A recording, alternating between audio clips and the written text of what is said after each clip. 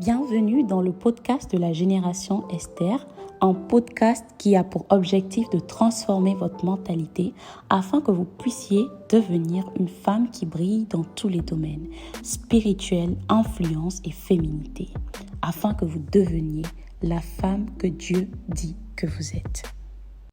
Hello, bonjour les ladies, comment vous allez? J'espère que vous allez bien. Pour ma part, je me porte très bien. Donc aujourd'hui, nous allons voir 5 moyens de pouvoir créer une routine self-care, quel que soit ton niveau.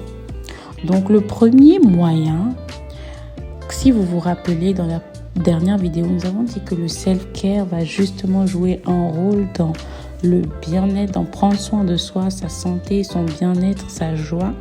Donc, le premier conseil va être passer du temps avec Dieu parce que quoi qu'on fasse, et j'aimerais insister sur ce point, tu peux tout faire. Si tu n'as pas Dieu dans ton cœur, si tu n'as pas cette relation avec Dieu, ça ne sert à rien en fait.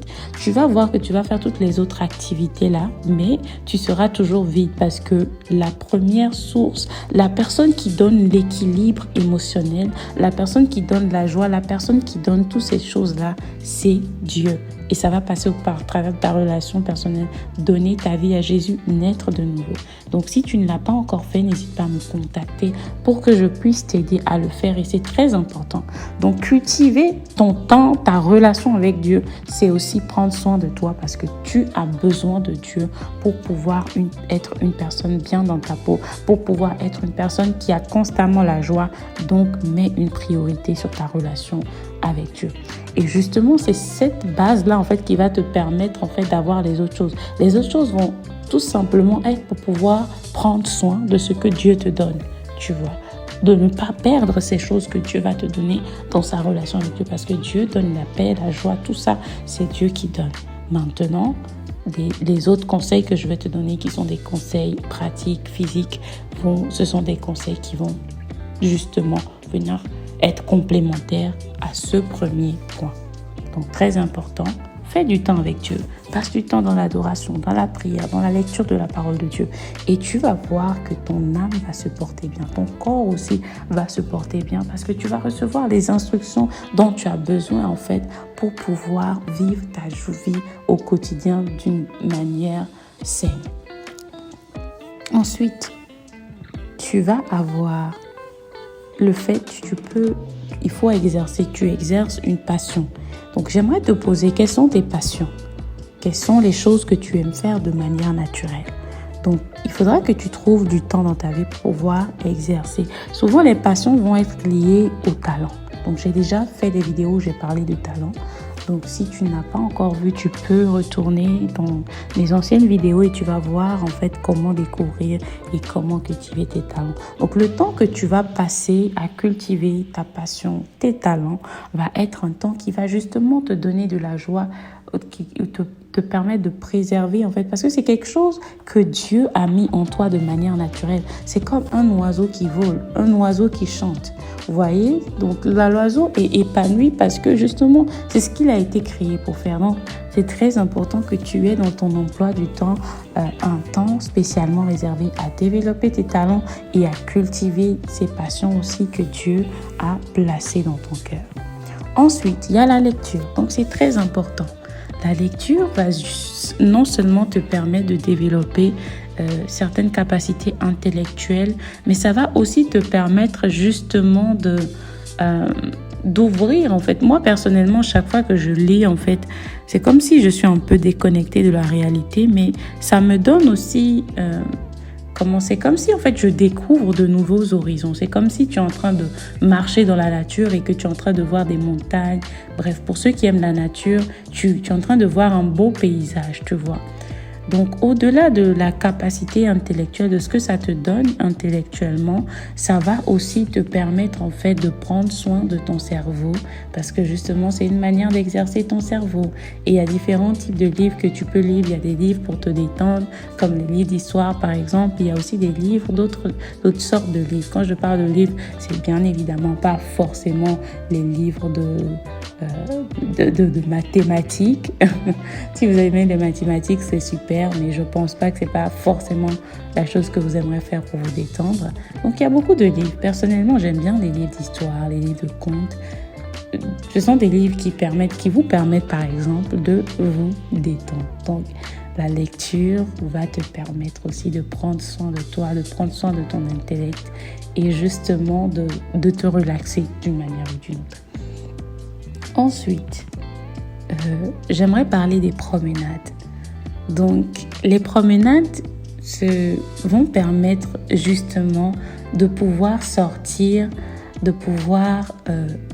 J'ai remarqué que quand tu as l'air libre, en fait, quand ton cerveau ou quand ton corps, quand tu es dehors, tu n'as pas forcément la même sensation parce que il y a cette sensation d'espace, il y a l'air que tu reçois, il y a aussi parfois le soleil et tout ça en fait, la nature, les choses que tu vois en fait, tout ça en fait va contribuer au bien-être de ton bien-être, ta santé parce que d'une manière ou d'une autre, tu es en train de t'exercer, mais ça va aussi permettre en fait à ton cerveau de se déconnecter de tout ce que tu vois peut-être à l'intérieur du travail ou de tout ce que tu fais et ça va justement pouvoir te permettre de te relaxer. Donc les promenades par exemple, vous pouvez vous promener dépendamment de ce que vous avez, la nature, dans la nature par exemple, vous pouvez vous promener pas forcément dans la nature, mais la promenade va justement te permettre de te détendre. Et ensuite, nous allons parler de la dernière partie qui certainement est une partie qui intéresse beaucoup de femmes. Je ne veux pas dire toutes les femmes parce qu'il y a toujours des exceptions, mais justement, je veux parler des produits de soins. Donc, tu peux avoir des produits de soins et c'est pas obligé que ce soit des produits qui coûtent super cher. Parfois, ça peut être des produits que tu as chez toi à la maison, des produits que tu peux acheter au supermarché ou au marché, tu vois, que tu as dans ton entourage, que tu peux utiliser justement pour les inclure dans ta routine de soins, tu vois. Et donc, du coup, ça peut être des masques, ça peut être des produits de bain, des produits qui sentent bon, des produits qui entretiennent ta peau, des produits qui entretiennent tes cheveux, tout ce qui va être produit cosmétique, par exemple. Et je précise encore, c'est pas forcé que ce soit des produits super chers. Ça peut être ce que tu trouves dans ta boutique, dans ton supermarché, dans ton marché, dépendamment des moyens que tu as, tu vois.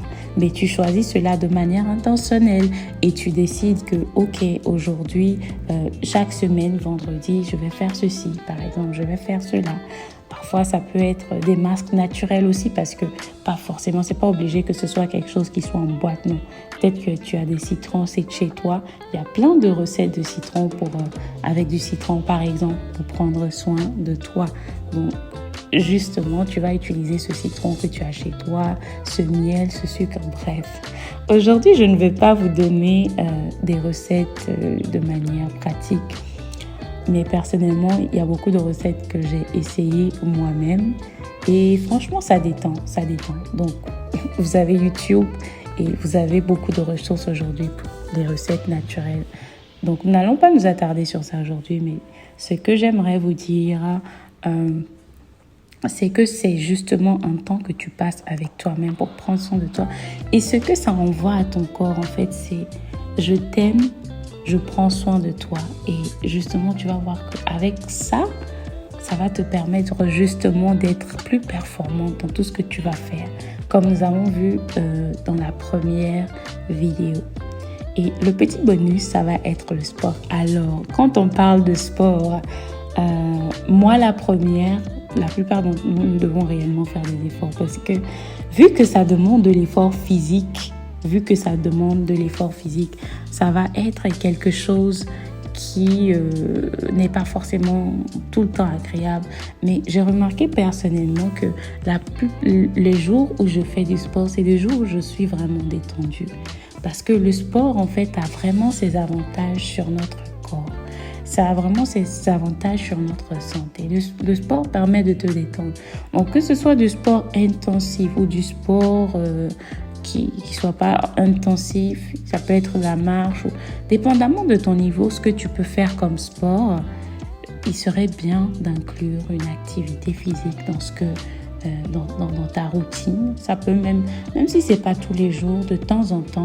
Et tu vas voir en fait le changement que ça va apporter dans ta vie, comment ça va te permettre de te détendre.